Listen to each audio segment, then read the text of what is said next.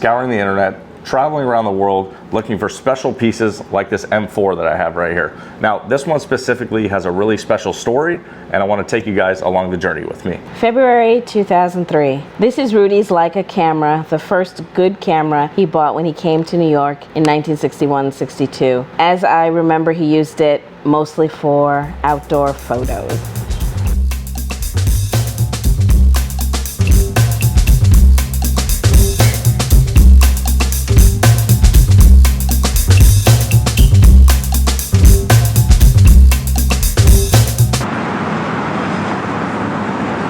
All right, let's jump into what makes this M4 specifically really special and kind of unique compared to some others. Now, the first thing that we look at in any of these rare Leicas is the serial number. Now, this one is a 1181811, and this important part is the first kind of 4 numbers that we see here. Now, that signifies that this is the first batch of M4 Black paints that were made in 1967. They only made 500 that year. And collectors specifically really are more looking for the first batch. The values can be 4 to 5 times or more than a regular M4 Black paint, which we already know is quite a bit more expensive than a silver or a black chrome version. Now, the reason for that is there's a few more black paint parts on this camera than the later versions, and they say that this is a little more, the finish is a little more towards like an M2 or an M3 black paint, and the paints actually changed as the years went on. So the finish itself is a little more desirable, and there's a few more parts on here, specifically this rewind crank that we see here. Now, there's a few different versions. The most valuable version would have an all black paint brass rewind lever here. Now, what we see on this is the outer part of it is black paint and brass, and this inner lever is black chrome. Now, the most rare version of this would have an all black paint brass version, but I'm not sure, it could have been changed. This came a little bit late in the production, so it could have possibly came with this lever. I'm not sure, but it does affect the value quite a bit to bring it down, but still a really special piece. Another crazy thing about this camera. Now, I have a lot of knowledge about these cameras, but I'm lucky to have a network of people that also kind of help me verify the authenticity of things. Shout out to my buddy John. And when he took a look at this camera and read the serial number, he goes, man, did you notice that that's a palindrome? Meaning if you read it forwards and backwards, it actually reads the same, which is super interesting. So it's 1181811, like I said, and it will be the same in reverse, which is pretty funny. Now, another special thing about this camera, when I got it, I said, let me check and see if there's film in this thing before I open it up. Now, the way that I like to do that is I spin this dial backwards here, and if I start to feel some resistance on it, I know that there's a roll of film in there. So this camera sat in storage for 10 years, and who knows before that how long, it had kind of sit with this roll, but it had 15 shots on it. We're gonna go ahead and expose the last shots. We're gonna take it, we're gonna develop and scan it, maybe get some prints made. Now, we have no idea how this film's gonna turn out. It could be completely blank, who knows? But for me, little aspects like that make these things so much more special, and who knows what we're going to discover on that roll of film. Okay, I talked about the finish being more kind of similar to the M2 and the M3 black paint. Now, another thing I want to talk about specifically with this camera, and whenever you're kind of buying vintage pieces, of course you got to pay attention to the condition of the camera. Now, number one, my rule of thumb is a camera this old, especially if it's been sitting, it's always going to need a CLA, which is a clean, lube, and adjust. And you'll never really know until you inspect the camera in person. Now, for me, seeing this in person, the shutter speeds are a little sticky. They definitely need some work. The biggest thing that I found is that the viewfinder has some haze in it, which can be cleaned, no problem. But you want to budget, in that $300 to $500 range for a CLA, something like that. Another thing is kind of the condition. So we see some brassing and some wear. One really cool thing is a sticker back here that he has put on, and it says like 100 black and white, 100 color, which, by the way, I have no idea what roll of film is in this, so I'm guessing it's 100 speed based on the sticker. But yeah, just kind of looking at the condition, we have some vulcanite missing, some things like that, but every ding, every dent, everywhere, the brassing, the showing, it's a story that's happened with the camera. Unfortunately, we're not able to talk to Rudy, the original owner, but I'm sure he remembers when this dent happened, when this scratch happened. It's something that you kind of remember over time. But I just wanted to talk a little bit about the condition and why this one is so perfect for me. Another thing about the black paint cameras is because they're so valuable, of course, there's a lot of counterfeits out there. And believe it or not, just going off the serial number does not tell you that the camera is authentic or not. It can tell you that it's an authentic serial number, but not necessarily that it's a real camera. And the reason for that is, being so valuable, a lot of people will take silver cameras, and they actually fill in the serial numbers with brass, and they'll re-engrave them with a number that would match with the black paint cameras. You know, something like this in M4 is a little less common to have that happen, but being a first batch, it is definitely something you want to pay attention to. We kind of look specifically at how the engraving is done, how that looks, but for me, what I pride myself in is being a bit of an expert at studying the finishes, and what I see on this camera is bubbling kind of across the finish, and wear and patina will change depending on where the camera lived during its life, but typically seeing the bubbles in the paint, which is actually an imperfection, can tell you that the camera is more authentic. And also the brassing and patina, you know, is pretty desirable, so people may want to take sandpaper or do something themselves and kind of modify, you know, and maybe make it look more worn than it is. I can tell by looking at this, and what I've actually done is created an archive, a database of a lot of black paint cameras, and I've really spent a lot of time studying the way natural wear patterns happen. So I can tell by looking at this camera, all the wear, the dings, the brassing, it's all authentic, and it's just happened from years of use. They're not. Go. Open our bottom plate. Oh my God, I have all this memories on how to get film out. All right, we had, oh wow, Kodak Gold. That is not what I expected. This is a new, yeah, I mean, it's color film. I expected it to be black and white. Yeah. Nice. Okay, yeah, cool. All right, normally I develop my film all myself, as you guys know, but we're gonna take this roll to a local film lab here in New York because we want some quick results. I wanna get it developed out of that M4. We're gonna take it in there and see if we got anything. I was actually really surprised that it was gold 200 in that camera. I thought it was gonna be some like, I don't know, Tri-X or some old school 100 speed, I don't know. I didn't expect gold, so it's color, which is cool. We'll see what comes out of it. All right, so I'm back from New York. Camera made it back safe, and we just got the results of the film from the lab. Now, I'm a little bit confused, but I think I figured out why, and also blown away with how good the images turned out. Now, the reason for my confusion is, as you guys saw, I pulled a roll of Kodak Gold 200 out of the camera, and these images that are popping up on the screen right now are black and white.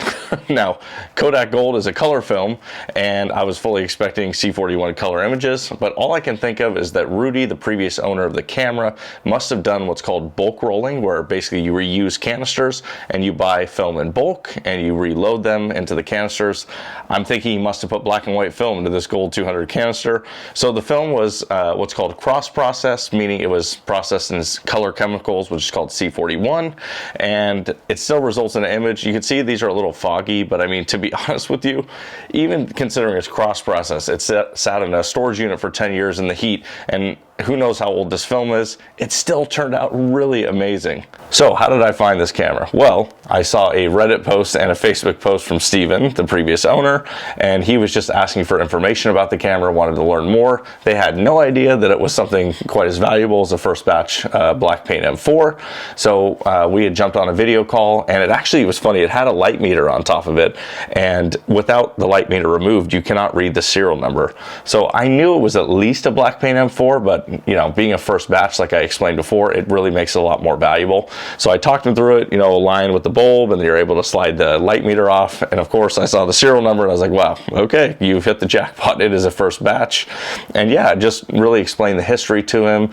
And, you know, for me, it's just about kind of educating. You know, I have no alternative motives. It's like, I don't, you know, if they ended up wanting to sell it, which they did or not, it doesn't matter to me. It's more just educating, giving information, especially after a camera that's so historical like that. So kind of another funny thing about these photos from the M4 and that roll that we pulled out of there, Wendy and Steven have no idea who these people are, whose wedding this was, and again, it's probably 30 years old, 35 years, something like that. So they've gone on Facebook, they've made a post, you know, trying to figure out if anybody might know who these people are. So maybe I'll put an update later if we do end up finding that out.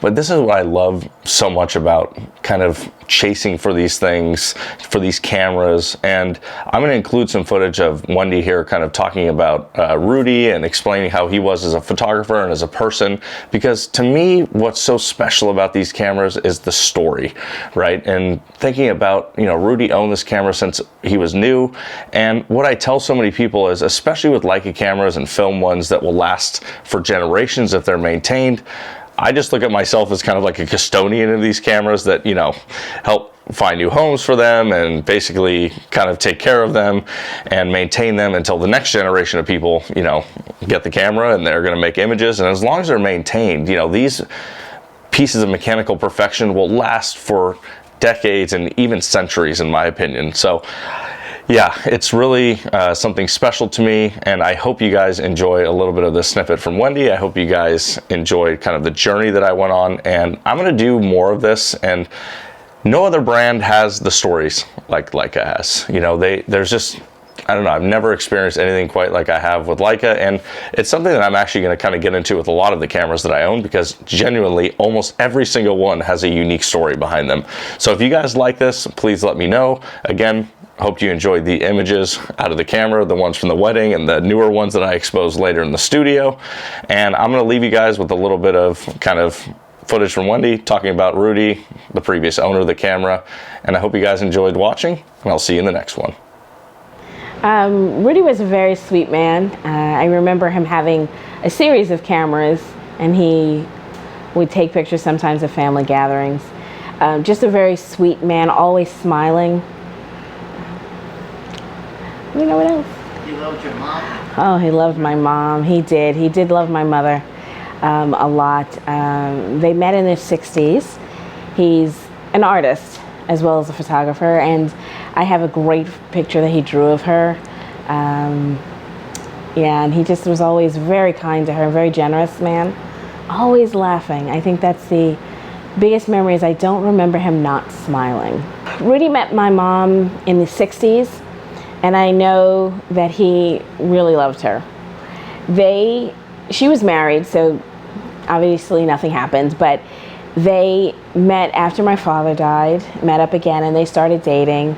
And then he had lived with us for a while, and he was just so sweet and caring and supportive. He bought me my first drafting table when I was going to high school for the arts, and I just remember him always being very supportive of all of us, like we were on his own kids. So my mom would leave lots of notes on all of her belongings, and so it's not a surprise that there was one attached to the camera when we found it. When we were cleaning out the storage unit and we found this and the note was on top, it was like, that's really beautiful. But honestly, my mom left notes on almost every piece she took personally, and she would say who it was from, who to give it to, what it meant to her. So finding this note wasn't really a surprise, but it was very nice to see. When we found it in the storage unit, I was very surprised because I really didn't think we had anything left of Rudy's after he had passed away. And so it was a nice surprise, especially seeing that it also had film strips and slides. So I'll be very interested in what's on those. But it's pretty much the only thing that was fully Rudy's that we have. So my husband and I were talking, and he found people who were really interested in the camera. And talking to him, it just seemed like a better idea to give it to someone who can use it. So my husband went online, was talking to a few people, and discovered and met up with Kevin. And started to talk to him about the camera's relevance in history and like a folklore, so to speak. And so he and I were talking, and he said, "No, it's a nice guy. You know, we'll do a video chat so you can meet him." And I was like, "Okay, let me meet him." I knew my husband liked him, but my husband and I are very much, we want authentic people. We're very careful about that. And so I remember when the phone chat started and I joined in, and I looked at him and he started talking, and I was like, "Oh, I like him. He's nice." You know, and then it was like fine. It was like perfect, and it just felt right just to go that path. I love that the legacy continues on. That's obviously what my mother wanted to happen. That's why she left the note. So I feel like it's the right path and direction and where it should be. I believe that things wind up exactly where they should be, and this feels right. Maybe of your portrait and landscape.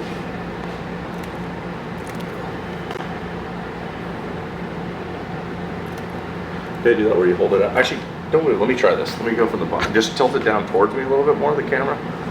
A little more.